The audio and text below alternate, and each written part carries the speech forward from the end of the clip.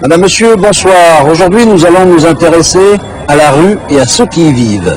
Non pas la rue commerçante illuminée avec ses décors de Noël, mais la rue des sans-abri, des sans-famille, des sans-ressources. Leur quotidien est fait de solitude, ou presque. Ce presque, qui leur apporte déjà beaucoup, ce sont les bénévoles de l'association Stéphane Gémeny.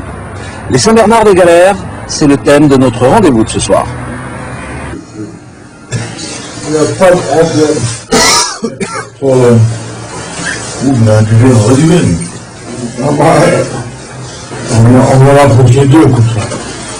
J'ai peur des hypodermies, moi je les calcule pas. Je suis retourné aux urgences.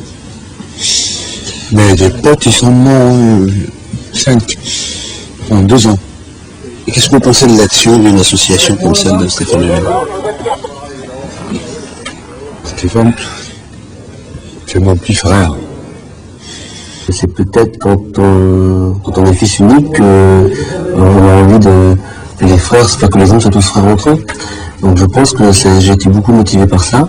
Et puis je pense aussi que ça vient aussi de l'éducation, tout simplement. Mais il faudrait que tout le monde, même sans passer par les associations, agisse à un niveau. Une personne qui a quelqu'un qui dort dans son maison ou qui dort en bas de chez elle, il faut qu'elle fasse un peu comme nous. Nous, il n'y a rien de plus simple pour descendre dans les rues, pour discuter avec les gens. Rien n'empêche la personne de descendre de chez elle et d'aller discuter, de voir qu'est-ce qu'elle pourrait arriver. J'ai quand même beaucoup moins de personnes qui sont dans une grande précarité que des personnes qui vivent d'une façon assez confortable. Tiens, mets-toi debout. T'as rien bouffé? Tu veux que je te mette debout, que tu manges un bout, parce que là tu vas pas rester là, tu vas attraper la crève. Allez. T'en vas pas en aucun? On va voir. Tiens, mange un bout, déjà.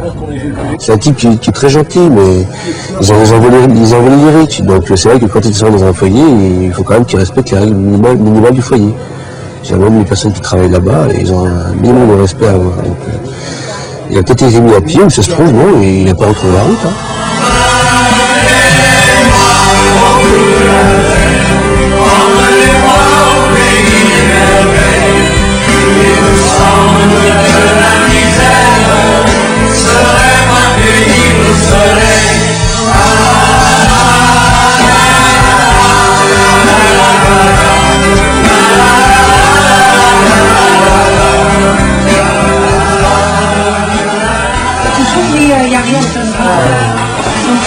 Oui, un petit bout, un petit.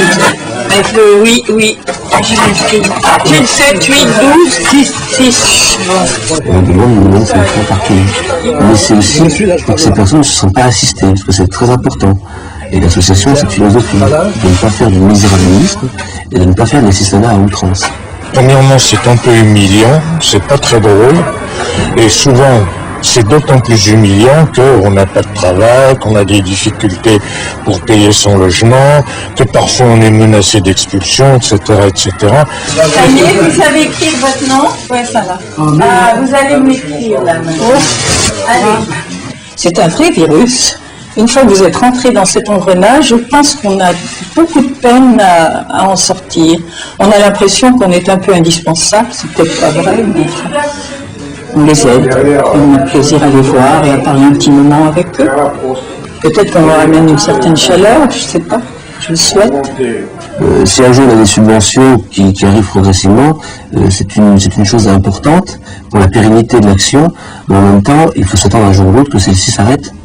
Mais il faut que l'action continue. Je veux dire, il faut surtout se baser sur l'autofinancement.